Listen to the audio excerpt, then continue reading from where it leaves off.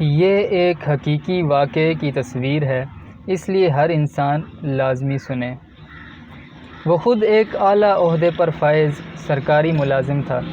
اس کے 3 بیٹے تھے، تینوں سونے کا چمچ منہ میں لیے پیدا ہوئے اور شاہانہ زندگی گزرتی رہی۔ وقت تیزی سے گزرا اور اس کے نام کے ساتھ ریٹائرڈ لگ گیا۔ عہدے کی مدت ختم ہوئی، ریٹائرڈ ہو گئے اور اب زندگی کا سفر انتہا کی طرف چل پڑا۔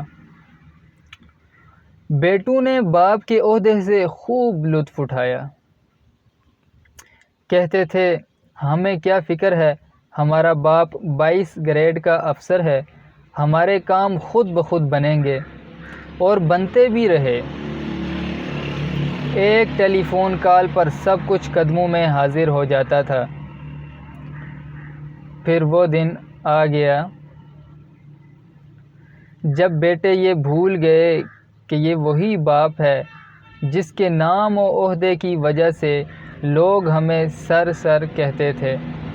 باپ کسی بیماری کی وجہ سے چلنے پھرنے اور بولنے سے معذور ہو گیا۔ بیٹے کہنے لگے، اب تو باپ کی کمزوری دیکھی نہیں جاتی۔ ایک بیٹے نے کہا کہ ابا کی جائیداد و مال کی تقسیم کرتے ہیں، نہ جانے کب مر جائے۔ اب تو شرم آتی ہے بتاتے ہوئے کہ لوگ کیا کہیں گے۔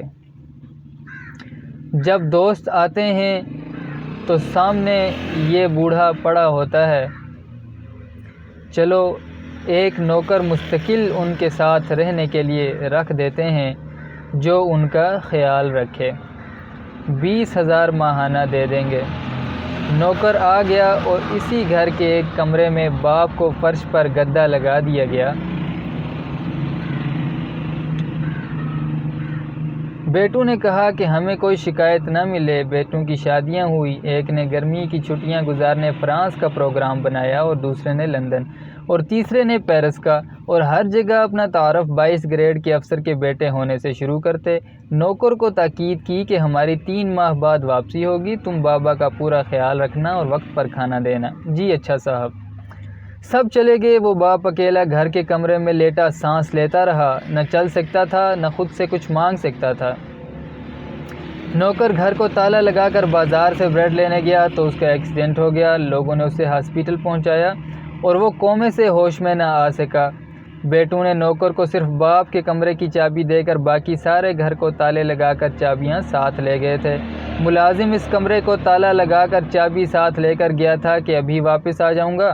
اب بوڑھا ریٹائرڈ سرکاری افسر کمرے میں لاک ہو چکا تھا اور وہ چل پھر نہیں سکتا تھا، کسی کو آواز نہیں دے سکتا تھا۔ لہٰذا 3 ماہ بعد جب بیٹے واپس آئے اور تالا توڑ کر کمرہ کھولا گیا تو لاش کی وہ حالت ہو چکی تھی جو تصویر میں دکھائی دے رہی ہے۔ محترم خواتین و حضرات، عبرت کا مقام ہے یہ واقعہ۔ ہم کس طرح اپنی اولاد کے لیے حلال و حرام کی پرواہ کیے بغیر ان کا مستقبل سنوارنے کے لیے تن من دھن کھپاتے ہیں اور زیادہ سے زیادہ دولت جائیدادیں بنا کر ان کا مستقبل محفوظ کرنے کی کوشش کرتے ہیں اور سوچتے ہیں کہ یہ اولاد کل بڑھاپے میں میری خدمت کرے گی۔ اعلیٰ ترین غیر ملکی اسکولوں میں دنیاوی تعلیم دلواتے ہیں اور دین اسلام کی تعلیم دلوانے کو توہین سمجھتے ہیں، جس میں سکھایا جاتا ہے کہ والدین کی خدمت میں عظمت ہے، ہر انسان جو بوتا ہے اسی کا ہی پھل پاتا ہے۔ ہمیں بھی سوچنے سمجھنے کی اشد ضرورت ہے کہ ہم اپنی اولاد کو کیا تعلیم دلوائیں۔ کیا ہمارا حال بھی ایسا تو نہیں ہونے والا؟ اللہ جل شانہ ہم سب کا